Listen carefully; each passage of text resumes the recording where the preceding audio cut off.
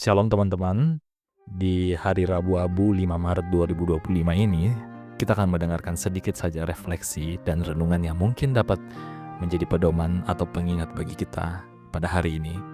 Tapi sebelum itu teman-teman, mari kita satu di dalam doa untuk meminta pertolongan Roh Kudus. Mari kita berdoa. Ya Tuhan, kami mengucap syukur bahwa pada hari ini kami bisa memperingati hari Rabu Abu. Dan sebentar akan merefleksikan sedikit renungan-Mu yang akan kami dengar bersama. Kiranya Tuhan membimbing kami dengan Roh Kudus, sehingga kami dapat memahami dan melaksanakan firman-Mu di dalam kehidupan kami. Berbicaralah kepada kami ya Tuhan, kami siap mendengar. Amin. Shalom teman-teman, selamat memperingati hari Rabu Abu bagi kita semua. Rabu Abu adalah hari pertama dalam masa Prapaskah, yang biasanya diidentik dengan sebuah simbol di dahi yang memiliki makna pertobatan dan pengingat bagi manusia bahwa dirinya itu berasal dari debu dan akan kembali menjadi debu. Simbol ini mengingatkan kepada kita akan kerapuhan kita sebagai manusia yang tidak bisa mengandalkan diri sendiri. Simbol ini menjadi tanda bahwa kita selalu membutuhkan pertolongan daripada Tuhan. Bacaan kita hari ini terambil dari Yoel 2 ayat yang ke-12 hingga ayat yang ke-13 yang akan saya bacakan. Tetapi sekarang juga demikianlah firman Tuhan. Berbaliklah kepadaku dengan segenap hatimu, dengan berpuasa, dengan menangis dan dengan mengaduh. Koyakanlah hatimu dan jangan pakaianmu. Berbaliklah kepada Tuhan Allahmu, sebab Ia mengasih dan penyayang, panjang sabar dan berlimpah kasih setia, dan Ia menyesal karena hukumannya. Narasi ini teman-teman yang memberikan sebuah seruan kepada bangsa Israel untuk melakukan pertobatan dari Nabi Yoel. Menariknya Nabi Yoel di sini adalah nabi yang memahami sekali kondisi bangsa Israel yang ada di masa lampau, pernah melakukan berbagai kesalahan, namun pada akhirnya juga selalu ditolong oleh Tuhan. Yoel juga memperlihatkan bagaimana dia menguasai kitab-kitab lainnya, sehingga kita tidak kaget kalau misalnya Yoel ini mengambil referensi dari kitab-kitab lain. Sehingga penulisannya ini terlihat seperti mengingatkan akan kejadian masa lalu yang dialami oleh bangsa Israel dan pengharapan yang ada di masa depan. Seperti apa yang dialami oleh bangsa Israel saat ini. Bahkan di dalam sejarah bangsa Israel sendiri kita dapat melihat bagaimana Allah itu bolak-balik menghukum bangsa Israel, tetapi juga mengasihinya dengan pertobatan yang dilakukan oleh bangsa Israel. Namun teman-teman, ada yang menarik dengan seruan pertobatan yang dituliskan oleh Yoel. Dia menuliskan bagaimana kita harus berbalik kepada Tuhan dengan segenap hati, dengan berpuasa, dengan menangis dan mengaduh. Tetapi yang menjadi titik penting di dalam narasi ini, di dalam bacaan ini adalah bagaimana Nabi Yoel kemudian menuliskan, koyakanlah hatimu dan jangan pakaianmu. Ini menarik banget teman-teman. Karena dalam konteks bangsa Israel, ketika seseorang mengoyakkan jubahnya, itu artinya dia sedang mengalami perkabungan yang sangat luar biasa. Kita dapat melihat bagaimana Daud dan bangsa Israel langsung mengoyakkan pakaiannya sebagai tanda berkabung karena kehilangan Saul dan Yonatan.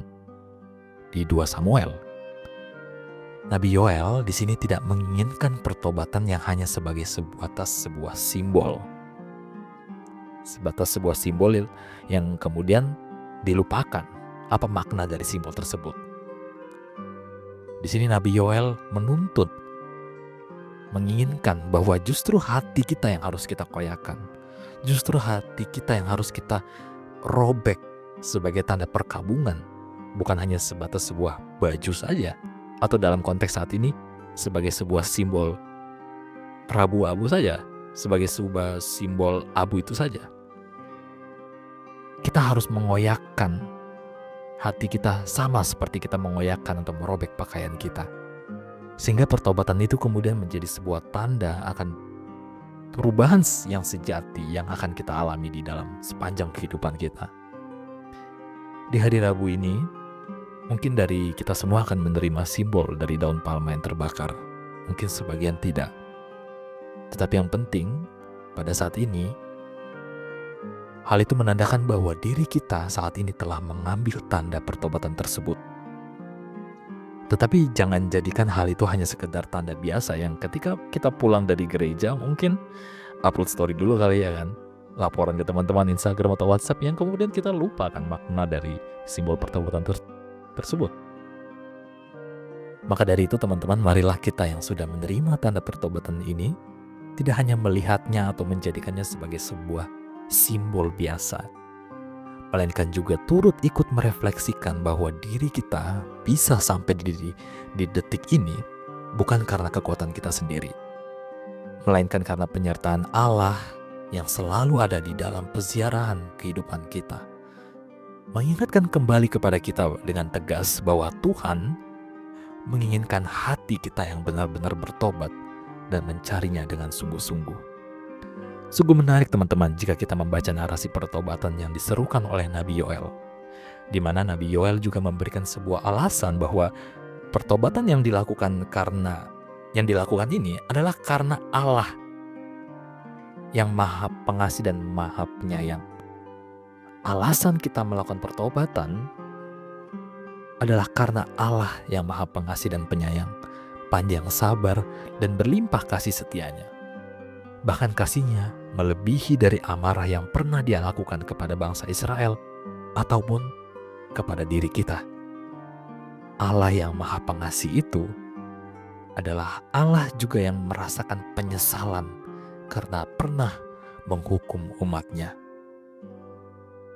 Marilah kita serukan pertobatan yang tidak hanya sebatas simbol lidahi, melainkan menjadikannya sebagai sebuah tindakan nyata untuk dapat menjadi pribadi yang lebih baik setiap harinya di dalam Tuhan kita Yesus Kristus, sumber pengharapan kita.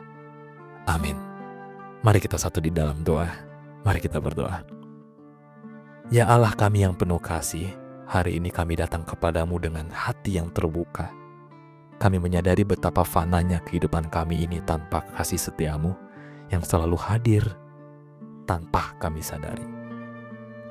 Kami menyadari bahwa kami ini debu yang juga akan kembali menjadi debu.